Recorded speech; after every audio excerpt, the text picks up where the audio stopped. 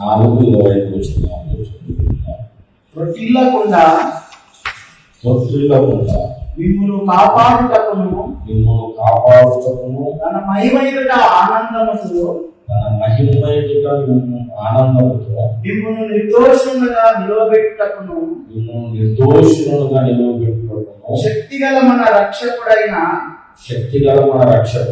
అద్వితీయ దేవునికి మన ప్రభు అయిన యేసుక్రీస్తు ద్వారా మహిమయు మహాత్మ్యమును ఆధిపత్యమును అధికారమును యుగములకు పూర్వమును ఇప్పుడును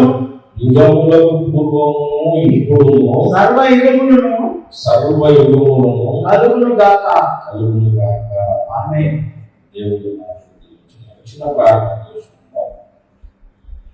ప్రేమ కలిగిన తండ్రి, మహాపరిశుద్ధుడా యేసయ్యా, చదువుకున్న లేఖన భాగాలను ఆశీర్వదించండి. 5 రొట్టెల నుండి చేపలు యాని చేతులకు ఇచ్చినప్పుడు 5 రొట్టెల నుండి విరిచి వడ్డించినట్టుగా ప్రభావ ఈ వాక్యమును మాకు విడిచి వడ్డించండి తండ్రి. ఈ వాక్యము తిని తృప్తి పొందుటకు ఇంకా మిగులుటకు సహాయం చేయండి. దాసుని పరిశుద్ధపరిచి నీ మాట నుంచి నీవే మాకు కనిపించి మాతో మాట్లాడండి. ఆటంక పాత్రను చూస్తున్న సకల చీకటి ప్రభావం అంతా యేసు నామములో లయమైపోను కాక తిరిగి వచ్చి మాతో మాట్లాడండి. యేసు నామమున ప్రార్థించి వేడుచున్నాము తండ్రి. ప్రభువునందు ప్రియులారా, పోయిన వారము ఈ కూటాన్ని స్టార్ట్ చేసుకున్నాము. బైబిల్ స్టడీ లాగా పోయిన వారము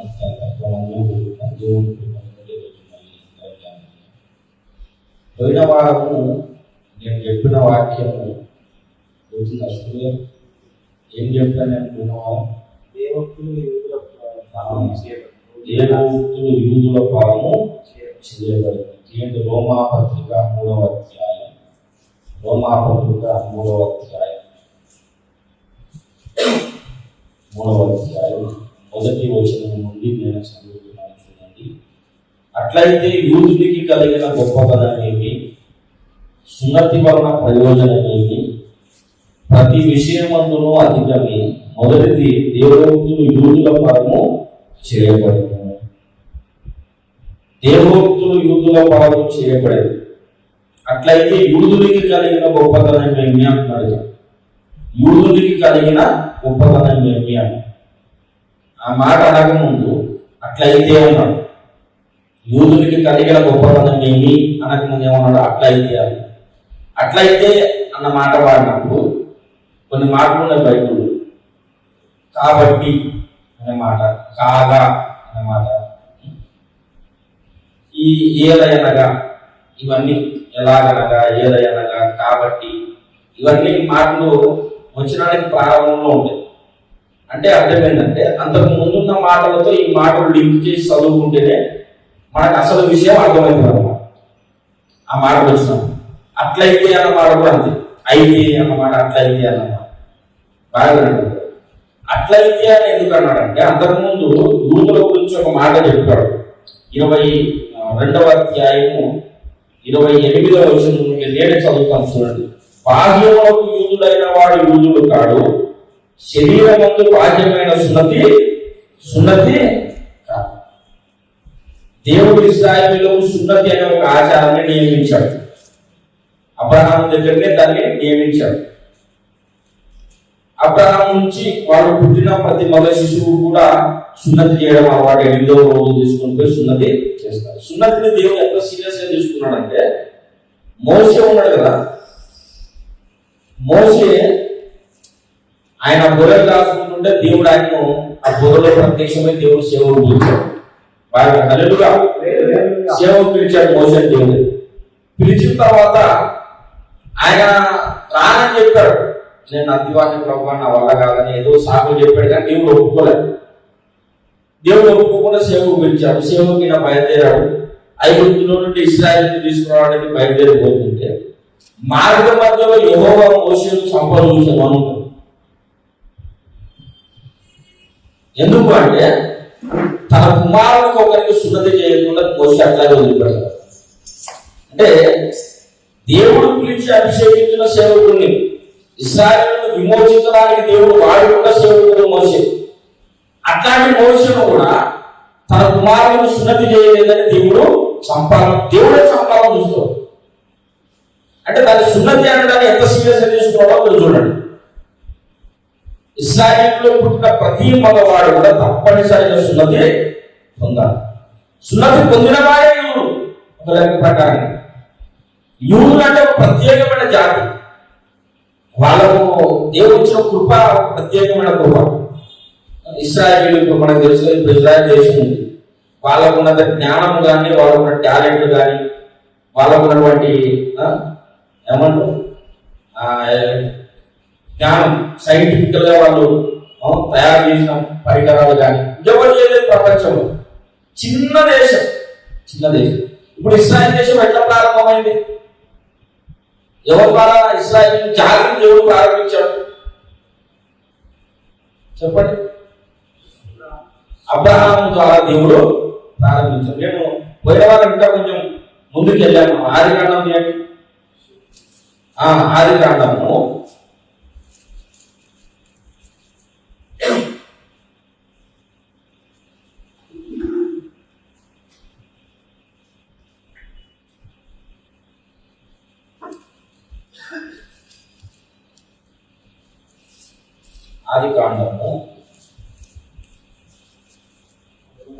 11వ అధ్యాయంలో 10వ వచనం చూడండి. 10వ వచనంలో షేము వంశావళి ఇది అన్నాడు కదా. షేము వంశావళి ఇది. ఆదికాండం 11వ అధ్యాయం 10వ వచనం. ఈ షేము ఎవరు? నోవాహు యొక్క కుమారుల్లో ఒక వ్యక్తి షేము కదా. అందరూ జాగ్రత్తగా. నోవాహుకు ఎంతమంది కుమారుడు? ముగ్గురు. షేము, హాము, యాఫెతు. ఈ నోవాహు యొక్క ముగ్గురు కుమారులు, ముగ్గురు కోడలు. నోవాహు అతని భార్య, మొత్తం కలిపితే 8 మంది. ఈ 8 మంది ఓడలో రక్షించబడ్డారు. మిగతా భూమి మీద ఉన్న మానవులందరూ కూడా చచ్చిపోయారు జలప్రళయం నుంచి. ఈ 8 మంది ద్వారా మళ్ళీ భూమి మీద జనాన్ని దేవుడు విస్తరింపజేయాలని అనుకున్నాడు. ఆ 8 మందిలో ఒక వ్యక్తి షేము. ఈ షేము ద్వారా వచ్చిన సంతానం గురించి నేను చెబుతున్నాడు. షేము ఎవరిని కన్నాడంటే అర్పక్షలు అనే వ్యక్తిని కన్నాడు. 10వ వచనంలో ఉంటుంది అన్నమాట. అర్పక్షలు మళ్ళీ శలాహును కన్నాడు 13వ వచనంలో. ఇట్లా అందరి షేముకు వచ్చిన సంతానంలోనే ఆఖరికి అబ్రహాము వస్తాడు. 27వ వచనం చూడండి. తెరహు వంశావళిది. తెరహు అబ్రహామును, నాహోరును, హారానును కన్నాడు. తెరహు కుమారుడు షేము వంశావళి నుంచి వచ్చిన వ్యక్తి. ఆదాము దేవుడు సృష్టించిన తర్వాత భూమి మీద మానవ జాతి విస్తరించింది కొంతవరకు. అప్పుడు జలప్రళయం వచ్చింది. జలప్రళయంలో నోవాహు అతని కుటుంబం మాత్రం మిగిలారు. మిగతా వాళ్ళందరూ కూడా చచ్చిపోయారు. చచ్చిపోయిన తర్వాత నోవాహు కుటుంబంలో షేమును బయటకు తీసుకున్న దేవుడు. ఆ షేము సంతతి ద్వారా అబ్రహామును ఎన్నుకున్నాడు దేవుడు. షేము సంతానంలో ఉండి అబ్రహామును ఎన్నుకున్నాడు దేవుడు. అబ్రహామును పిలుచుకున్నాడు. ఈ అబ్రహాం షేము నుంచి వచ్చాడు అన్నాడు. అబ్రహాం కుమారుడు ఇస్సాకు. మనకు తెలిసి చరిత్ర. ఇస్సాకు కుమారుడు యాకోబు. యాకోబుకు మళ్ళీ 12 మంది కుమారుడు. ఈ 12 మంది కుమారులు ఉన్నప్పుడే వాళ్ళు ఐగుప్తులో పోయారు. ఎవరు? యోసేపు కారణంగా. యోసేపును దేవుడు అక్కడ తీసుకుపోయి ప్లాన్ ప్రకారంగా అక్కడ రాజు చేసి వీళ్ళందరూ అక్కడ పోయేటట్టు చేశాడు దేవుడు. పోయిన తర్వాత అక్కడ 12 గోత్రాలు పోయాయి. ఇక్కడ కరువు వచ్చింది. యోసేపు దగ్గర ధాన్యం సమృద్ధిగా ఉంది. వీళ్ళందరూ అక్కడ పోయారు. పోయిన తర్వాత అక్కడ జాతి విస్తరించింది బాగా. 12 మంది కుమారులు 12 గోత్రాలు అయ్యారు. ఇశ్రాయేలీయులు ఎన్ని గోత్రాలు? 12 గోత్రాలు.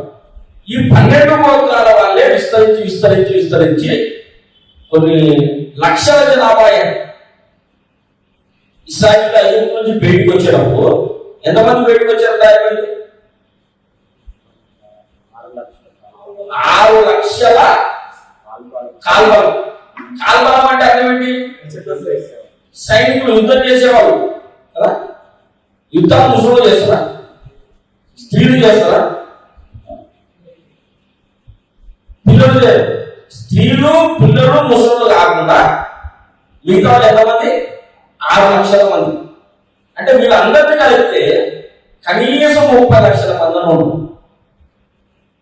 ఇస్రాయేల్ ఐగుప్తు నుంచి బయలుదేరిన వాళ్ళు 30 లక్షల మంది ఉన్నారు. ఆ వాళ్ళలో 6 లక్షల మంది కలపరు. ఈ 30 లక్షల మంది బయలుదేరి కనానికి వచ్చారు. కనానికి ఎంతమంది వచ్చారు? బయలుదేరిన వాళ్ళు ఇద్దరే వచ్చారు. బయలుదేరిన వాళ్ళలో ఇద్దరు వచ్చారు. బాగా గుర్తుపెట్టుకోండి. మధ్యలో 40 సంవత్సరాలు గడిచిపోయాయి. అంటే ఒక తలం గడిచిపోయింది. అంటే మళ్ళీ పిల్లలు పుట్టారు, మళ్ళీ వాళ్ళు పెద్దలయ్యారు. ఒక తలం గడిచిపోయింది. మధ్యలో పుట్టిన పిల్లలు మధ్యలో పుట్టి పెరిగి పెద్దలైన వాళ్ళు కాకుండా బయలుదేరిన వాళ్ళలో ఇద్దరు మాత్రమే అక్కడికి జరుగుతున్నారు. మరి చాలా మంది కళలో ప్రవేశించారు. ఇట్లా వీళ్ళ జాతిని ఇశ్రాయేలు జాతి. తర్వాత అట్లాగే వాళ్ళు విస్తరించిన తర్వాత ఇశ్రాయేలు కనాలో పోయిన తర్వాత మోషే మధ్యలో కలిపాడు. మోషే కనాల వరకు పోలేదు. మోషే తర్వాత ఎవరు నాయకుడు? యెహోషువ నాయకత్వంలో కనానులోనికి ప్రవేశించారు. కనానులోకి ప్రవేశించిన తర్వాత వాళ్ళకు దేవుడు రాజును నియమించాలి. న్యాయాధిపతులను నియమించాడు. న్యాయాధిపతులను నియమిస్తే కాదు అన్ని రాజ్యాలకు రాకుండా మాజేయకూడదు, మాకు రాజు కావాలని వాళ్ళు ముడిపట్టు పడితే సమూయేలు కాలంలో దేవుడిని ఇష్టం లేకపోయినా సరే ఒక రాజును దేవుడు అలాగే నియమించాడు. దేవుడు ఇశ్రాయేలుకు నియమించిన రాజు మొట్టమొదటి రాజు ఎవరు? సౌలు తర్వాత దావీదు తర్వాత సొలొమోను తర్వాత యెరోబాము, రెహబాము, వీళ్ళందరూ వరుసగా చాలా మంది రాజులు వస్తారు. ఇదొక చరిత్ర, ఇశ్రాయేలు చరిత్ర. ఈ రాజుల పరంపరలో బాగా గుర్తుపెట్టుకోండి. నేను చెప్తున్నా, మళ్ళీ ఎప్పుడు చెప్పకపోవచ్చు. యెహోయాకీము అనే ఒక రాజు వస్తుంది. యెహోయాకీము అనే ఒక రాజు. ఈ యెహోయాకీము రాజు కాలంలో ఏం జరుగుతుందంటే వాడు దుర్మార్గ పనులు చేయడం ద్వారా దేవుడు ఇశ్రాయేలు జాతి మొత్తాన్ని బబులోను చెరకు పంపిస్తాడు. బబులోను చెరకు అప్పుడు నెబుకద్నెజరు వచ్చి వీళ్ళని పట్టుకొని పోతాడు. అప్పుడు యెరూషలేము ధ్వంసం అయిపోతుంది. 70 సంవత్సరాలు ఎవరైనా వచ్చి వాడు చూడకండి. అక్కడ భూకంపం వచ్చినా సరే చూడకూడదు. హల్లెలూయా. అంత కాన్సంట్రేషన్ తో వినాలి. హల్లెలూయా.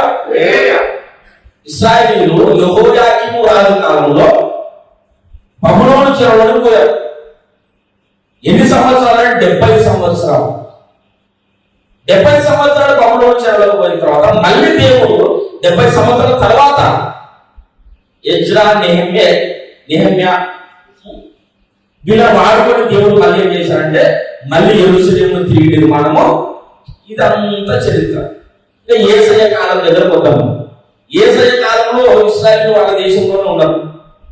వాళ్ళు ఒక మాట అన్నారు యేసయ్యని శిలువ వేసినప్పుడు, వారి రక్తము మా మీద మా పిల్లల మీద ఉండునుగాక. ఎంత మాట, ఎంత భయంకరమైన మాట. పిలాతు చేతులు కడిగేసుకుంటాడు. నీ విషయంలో నాకు అపరాధం అంటకూడదు అని చెప్పేసి చేతులు అయినా ఏం తప్పు కనిపిస్తుందో ఏ తప్పు, ఏం తప్పు నాకైతే ఏం తప్పు కనిపిస్తలేదు అంటే అట్టగా ఖచ్చితంగా శిలువ వేయాలని కేకలు వేసి పరపాటు విడుదల చేసుకుని యేసయ్య శిలువకు అప్పగిస్తారు. అప్పుడు వాళ్ళ అండ మాట ఏంటంటే వాడి రక్తము మా మీద మా పిల్లల మీద ఉన్నదాక. అంతా బైబుల్లో ఉంది. ఇది చెప్పాల్సిన సబ్జెక్ట్ చాలా ఉంది కాబట్టి ఈ బైబిల్ చెప్పుకుంటూ పోతుంది. హల్లెలూయా. అవగాహన ఉండాలని ఎప్పటికీ మర్చిపోవద్దు. ఆ మాట వాడు పలికినందుకు యేసయ్య శిలువలో మరణించి మళ్ళీ పునరుద్ధరణై ఆరోహణమై పరలోకానికి వెళ్ళిపోయిన తర్వాత కొంతకాలానికి ఇశ్రాయేలు జాతి అనేది ఒక ప్రాంతంలో లేకుండా ప్రపంచంలో చల్లాచెదురుగా చేయబడ్డారు. ఒక దేశంలో వారు లేకుండా వెళ్ళిపోయారు. ప్రపంచ దేశాలకి చెదిరిపోయారు. ఇట్లా వాళ్ళు చెదిరిపోతారని కూడా హెచ్చరిక 37లో రాయబడింది. హెచ్చరిక 37లో అధ్యాయం, హెచ్చరిక 37లో అధ్యాయం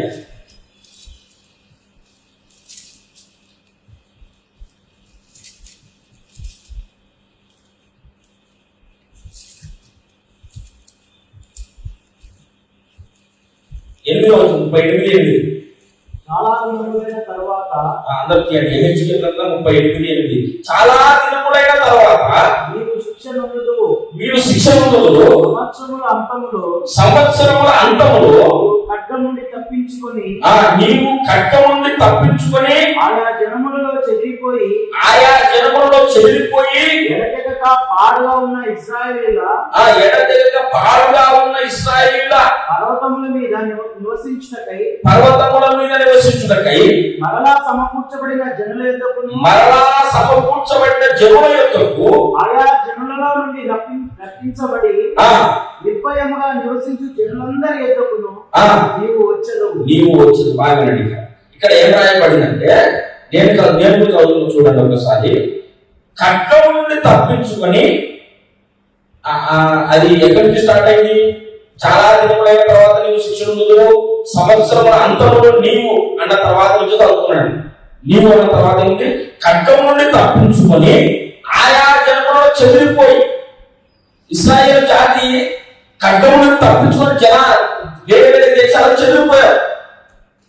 చెదిరిపోయి మళ్ళీ ఏం చేస్తారంట? వాళ్ళు చెదిరిపోయి ఎడతెగక పాడుగా ఉన్న ఇశ్రాయేలీయుల పర్వతముల మీద నివసించుటకై మరలా సమకూర్చబడిన జనుల యుద్ధం. ఇక్కడ బాగా హల్లెలూయా.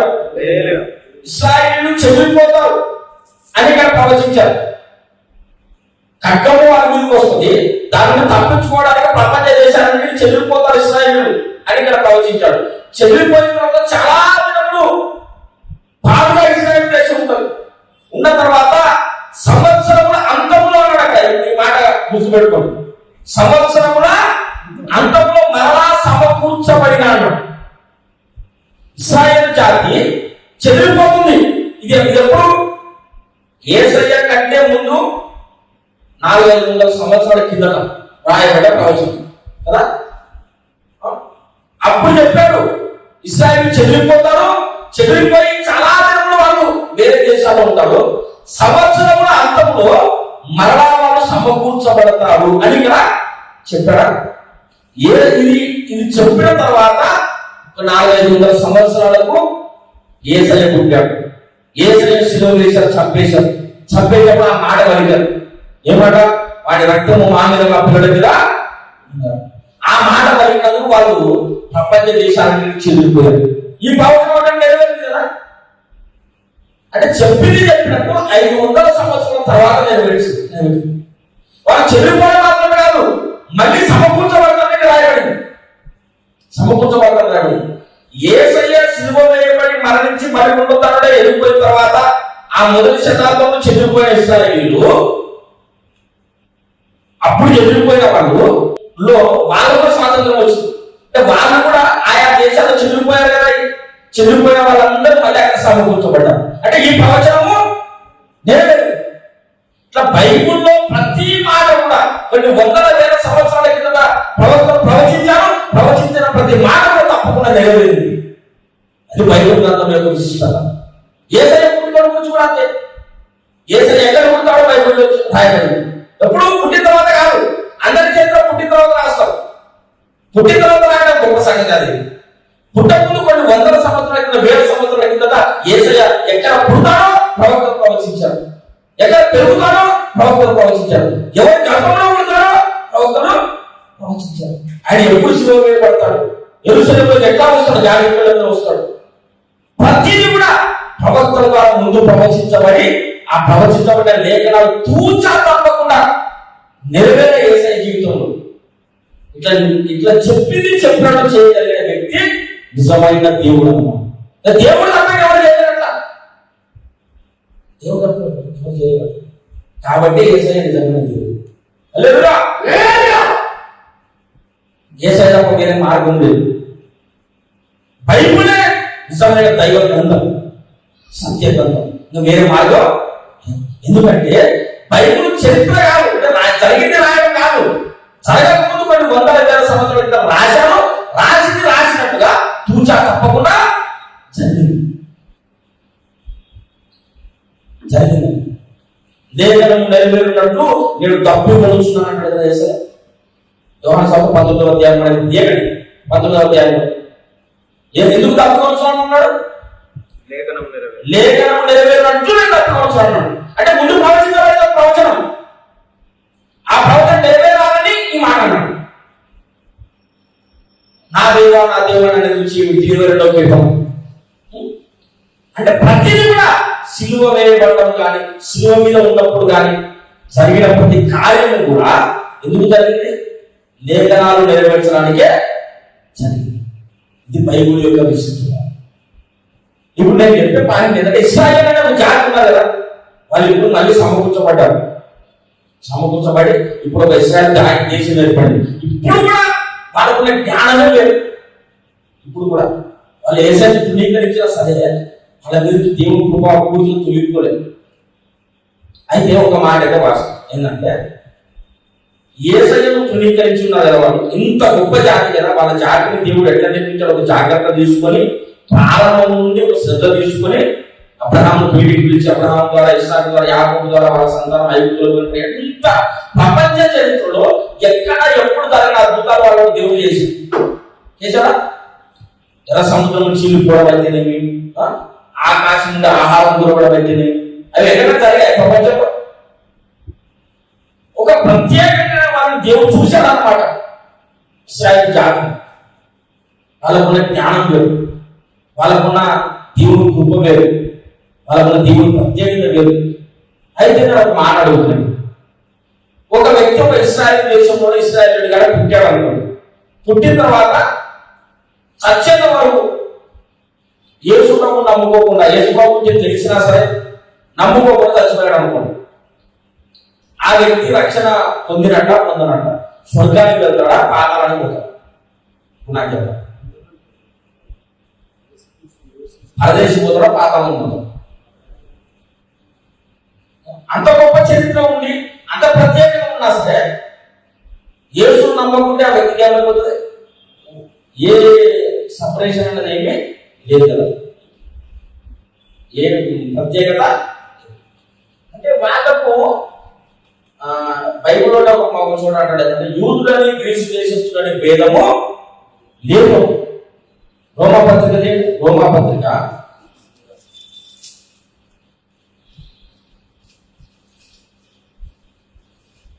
2వ అధ్యాయము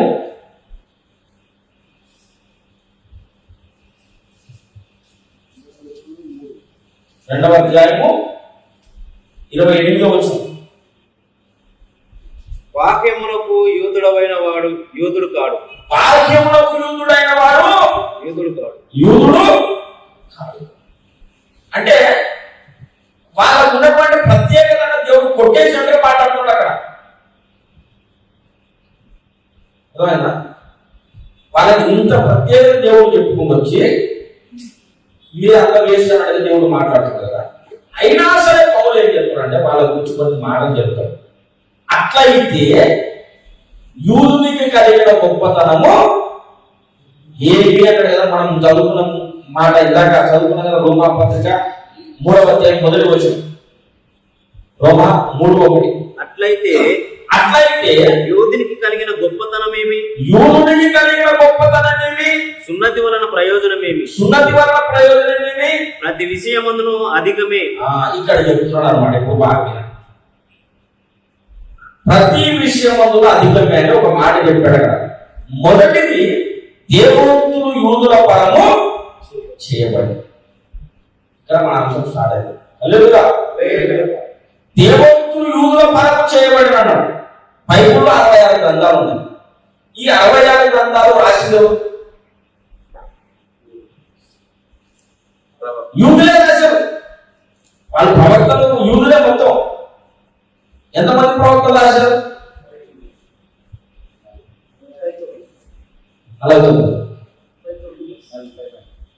39 మంది. 39 మంది రాశారు. ఈ 39 మంది ఎవరు? యూదులే. అంటే వారు రాసిన గ్రంథాలు ఇప్పుడు బాగా గమనించండి. ప్రపంచంలో ఇప్పుడు ఎన్ని దేశాలు ఉన్నాయి? 230-40 ఉన్నాయంట. ఈ 230 దేశాల్లో ప్రతి దేశంలో కూడా క్రైస్తవులు ఉన్నారు, ప్రతి దేశంలో కూడా ముస్లింలు ఉన్నారు. క్రైస్తవులు లేని దేశం ఏది కూడా. అంటే ప్రపంచ దేశాలన్నింటిలో కూడా యూదులు అనే వాళ్ళు ఎంతమంది ఉంటారు? వాళ్ళ దేశ జనాభా ఎంత? 1 కోటి మంది ఇప్పుడు ప్రస్తుతం. అప్పుడు ఎంతమంది అంటే 6 లక్షల కాలంలో 30 లక్షల మందిని లెక్కేస్తున్నాం. అంటే ఇప్పటికి కూడా 1 కోటి మంది, ఒక చిన్న దేశం. మన దేశం జనాభా చూసుకుంటే మన దేశం జనాభా లెక్కలోకి రాదు. ఒక హైదరాబాద్ సిటీ అంత జనాభా అంటారు. అంత చిన్న దేశ జనాభా వాళ్ళు రాసిన గ్రంథాలు ప్రపంచంలో ఉన్న ప్రతి దేశంలో కూడా చదివేటట్టుగా దేవుడు చేశాడు. వాళ్ళు రాసిన గ్రంథాలే మనకి ఇప్పుడు లేఖనాలు అయినాయి. క్రైస్తవులైన ప్రతి ఒక్కరు బైబిల్ చదువుతాడు. బైబిల్ అంతా ఎవరి చరిత్ర ఉంది? రాసింది ఎవరి ఇశ్రాయేలు, ఉన్న చరిత్ర కూడా ఎవరిది? ఇశ్రాయేలు చరిత్ర కదా. ఆ అబ్రహాం దగ్గర నుంచి స్టార్ట్ అయింది మొత్తం. ఇంకా బైబిల్ అంతా వాళ్ళ చరిత్రనే కదా. నిర్గమాకాండము, లేవియాకాండం, సంఖ్యాకాండం, ద్వితీయోపదేశకాండం, యెహోషువ, న్యాయాధిపతులు, ఆ సమయాల గ్రంథం, రాజుల గ్రంథం, ఇవన్నీ ఎవరి చరిత్ర? అంటే ఇన్ని కాకుండా ప్రపంచంలో వాళ్ళకే ఎందుకంట వాళ్ళ ద్వారా రాసిన ప్రపంచంలో ఉన్న ప్రతి క్రైస్తవులు చదివేటట్టుగా దేవుడు చేశాడు. ప్రతి దేశంలో చదివేటట్టుగా దేవుడు చేశాడు. వాళ్ళ చరిత్రనే మళ్ళీ వాళ్ళ చిన్న జాతి, వాళ్ళ చరిత్రనే చదివేటట్టుగా దేవుడు చేశాడు. అంటే యూదుల కంటే ఒక ప్రత్యేకత దేవుడు నియమించాడు. ఎందుకు చెప్తున్నాడో మీకు అర్థమవుతుంది. అసలు ఈ పాయింట్ ఇంకా రాలేదు. హల్లెలూయా. యూదుల కంటే ఒక ప్రత్యేకమైన కృప దేవుడు ఇచ్చాడు. అదొక చిన్న జాతి కదా. వాళ్ళ ద్వారా లేఖనాలు వచ్చాయి.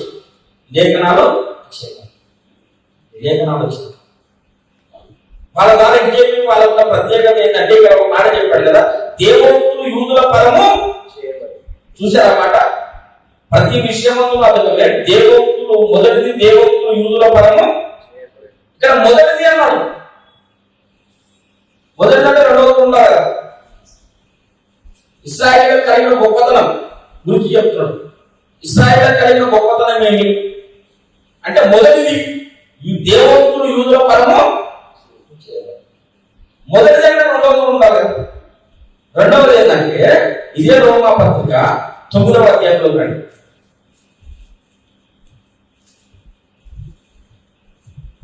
రోమా పత్రిక 9వ అధ్యాయం 4వ వచనం.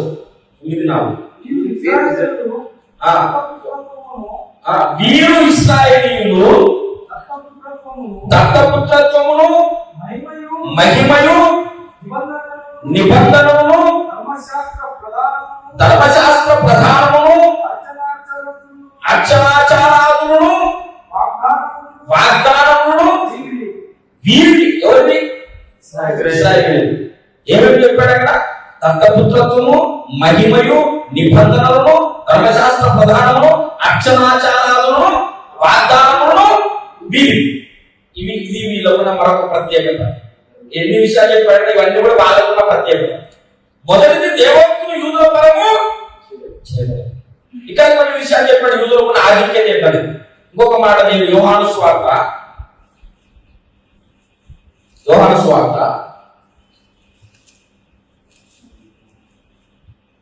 అధ్యాయం. యోహాను సువార్త 4వ అధ్యాయం. యోహాను సువార్త 4వ అధ్యాయము 22వ వచనం. మీరు మీకు తెలియని దాన్ని ఆరాధించువారు. యోహాను సువార్త 4:22 అందరూ చూడండి. మీరు మీకు తెలియని దాన్ని ఆరాధించువారు, మేము మాకు తెలిసిన దానిని ఆరాధించువారు. ఈ మాటలు ఎవరు చెప్తున్నారు అక్కడ? సమరయ స్త్రీతో యేసయ్య మాట్లాడుతున్నాడు. మీరు మీకు తెలియని దాన్ని ఆరాధించుతున్నారు, మేము మాకు తెలిసిన దానిని ఆరాధిస్తున్నాం అని ఒక మాట అన్నాడు యేసయ్య అక్కడ. రక్షణ యూదుల నుండియే రక్షణ ఎక్కడి నుంచి కలుగుతుందా? యూదులో నుండియే.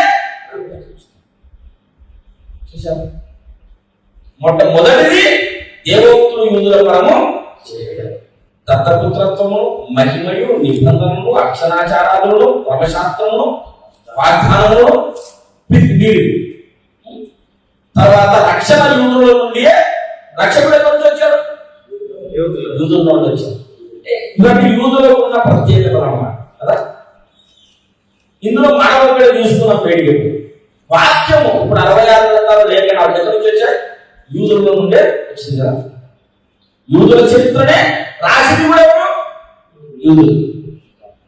అయితే ఈ 66 గ్రంథాల బైబిల్ గ్రంథము యూదుల ద్వారా దేవుడు మనకి ఇచ్చాడు. అయితే ఇప్పుడు వచ్చిన సమస్య ఏంటంటే ప్రతి క్రైస్తవం దగ్గర ఈ 66 గ్రంథాలే ఉన్నాయి. ఈ 66 గ్రంథాలే అన్ని అందరి దగ్గర ఉన్నాయి. కానీ ఇన్ని డినామినేషన్లుగా సంఘం విడిపోయింది. ఒకరు చెప్పేదానికి ఇంకొకరు చెప్పేదానికి పొందడం లేకుండా అయిపోయింది. అందరికీ చెప్పేది అవుతాం. మళ్ళీ ఎవరు అన్నారు మాదే రైట్ అంటారు తప్ప అవుతున్నది రైట్ అంటారు. మనవాడికి మనమే చెప్పాం మాదే రైట్ అంటారు. అవునా కదా?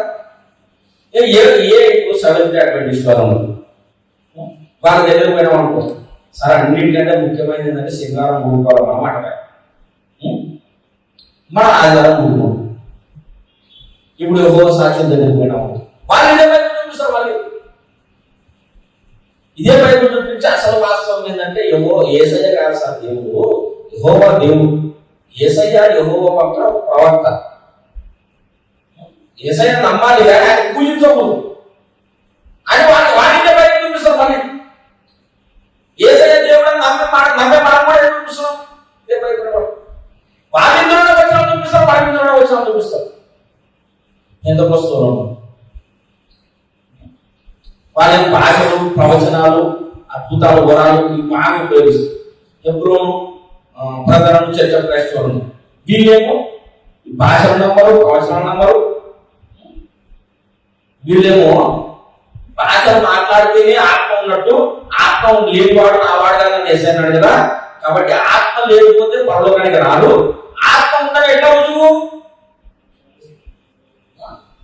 ఆత్మ వారికి వాక్శక్తిని అనుగ్రహించిన కూడది వారు అన్య భాషలతో మాట్లాడసాగి పరిశుద్ధాత్మ అగ్నిజ్వాలలు విభాగింపబడిన నాలుకలుగా వారి మీదకు రానగా ఆత్మ వారికి వాక్శక్తిని అనుగ్రహించిన కూడది వారి భాషలతో, అంటే పరిశుద్ధాత్మ వాళ్ళ మీదకి వచ్చినప్పుడు వాళ్ళు ఏం చేశారు?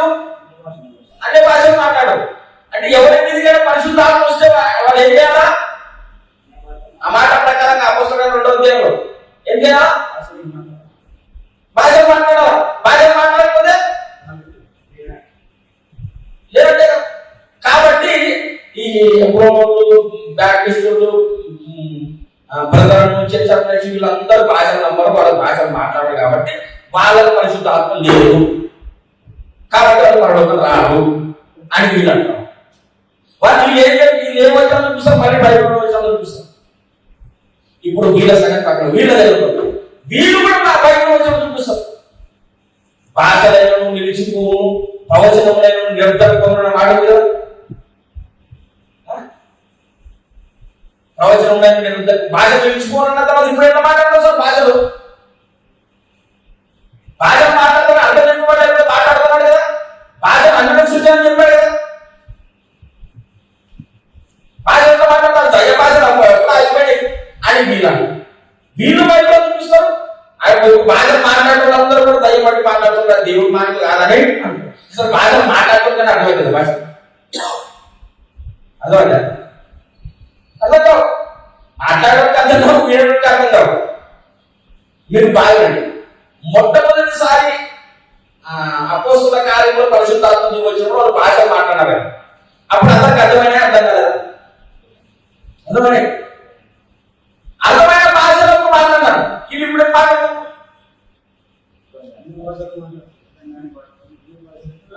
కాబట్టి వాళ్ళు మాట్లాడిన భాషలో వీళ్ళు మాట్లాడారు. దేవుడిని ఆత్మని వచ్చి మాట్లాడారు, దయాన్ని వచ్చి మాట్లాడుతున్నారు పెద్దకొస్తున్నారు అని వీళ్ళు అంటారు. అర్థమైందా? ఇదంతా గొడవ ఉంటే బాప్టిజం లేదా ఇంకొక పంచాయతీ. ముంచులు బాప్టిజం రాయట, చేతులు రాయట, జెండా కింద బాప్టిజం రాయట, అదొక పెద్ద పంచాయతీ.